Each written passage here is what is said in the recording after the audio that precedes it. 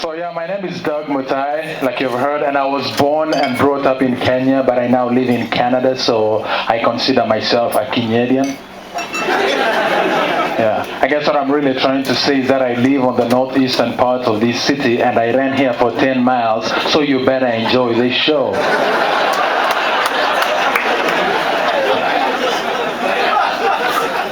I think when I first came to Canada, I settled in a place called Lethbridge, Alberta. Yeah, have you ever heard of that place? Yeah, Lethbridge. Trust me, at that time in Lethbridge, don't hate. There was a lot going on in terms of ethnic diversity, all right? I mean, there was a lot of white people, wind and snow, and 3 black people. Yeah, and of the 3 black people, one of them was originally Italian who just loves the fabita. And so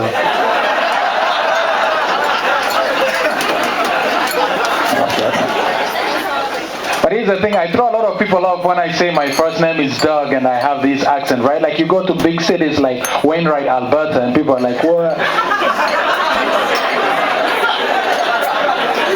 Like, why is your first name Doug? You know what I mean? People are always expecting something like Kidumkulu Mutai or something. But I grew up in a former British colony, which is Kenya. That's why I was given this name when I was born. I did not get this name to assimilate to Canada or anything. I was given this name by my mother. Like, obviously, it's not a common name in Kenya. Like, you go to Kenya and you say Doug, people are like Shaniqua, right? But like, I cannot begin to count how many times I've thrown people off when I say my first name is Doug, and they're like, how do you spell your first name, sir? Like it's Doug. With a silent O.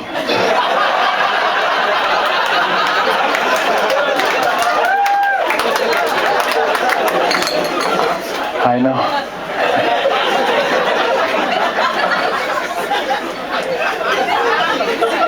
Goddamn immigrants coming to our country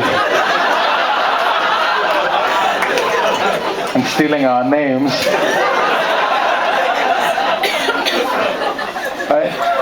Like I know I have an accent, but like I speak English. I understand the language. I've been speaking English for well over 20 years now. Ever since I was born. I've been speaking it weird the entire time. But I've been speaking it. I understand the language. Obviously, I have issues with like the mechanics of the language, just like everybody else, right? Like when they say the verbs and the nouns and the adjectives, right? They say a verb is an action and a noun is the name of a person or a place, right? But if you're going out with somebody, then you're no longer going out with them. They say she's the best thing that ever happened to you, and I'm like, no, she is not a verb.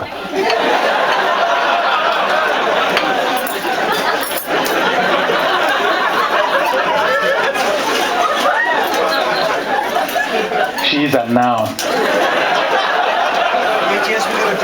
An improper noun. Because she's gone. I mean, like some things that the language is like some phrases in English, like when they say, put your hands together for so and so, for instance, in reference to applause. Who was the first person to ever say, put your hands together for so and so? And why did that person not see the need to specify that you have to do it repeatedly for it to amount to an applause? Right? Because if you say that to a bunch of English as a second language students, they just go like this.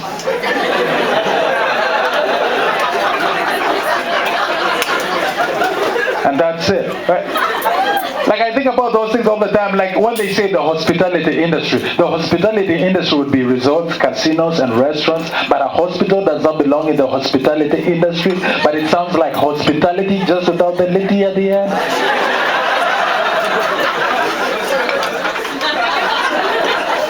Like I have problems with words that rhyme, but they are the polar opposites of each other. For instance, positive and negative, and the fact that they're interchangeable, right? For instance, I can say, I am positive I will visit you this Friday. That's on the affirmative, right? That's a good thing, right? But if you go to a hospital and they do a test, and they say the cancer test came out and it's negative, that's still good. Why?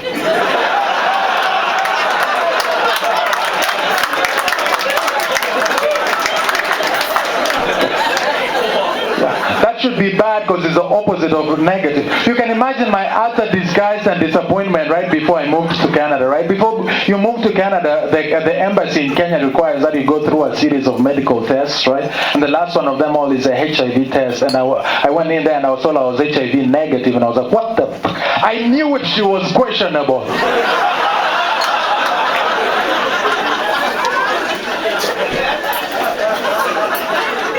But that turned out to be the good one.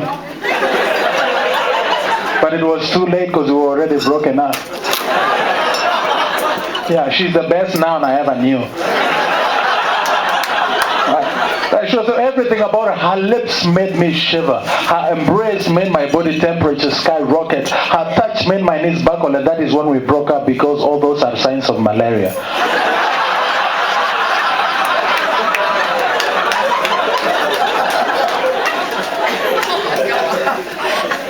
Yeah, coming back to the language issue, I still have a problem. So even with the alphabet, the letter G in the alphabet, they call it G, but when you use it in a word, it's a voice case, like get, right? You know, kids of today, when they want to be cool, they say I'm a gangster, but when they want to be even cooler, they say I'm a G. I'm like, no, it's not a G, it's a G, because it's a G you're using there, idiot.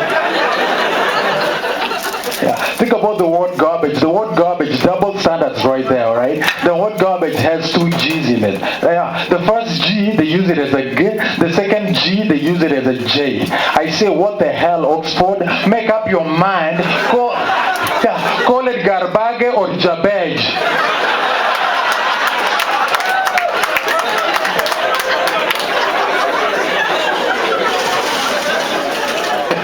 I say let's occupy Oxford and start our own language and call it language. Who's with me?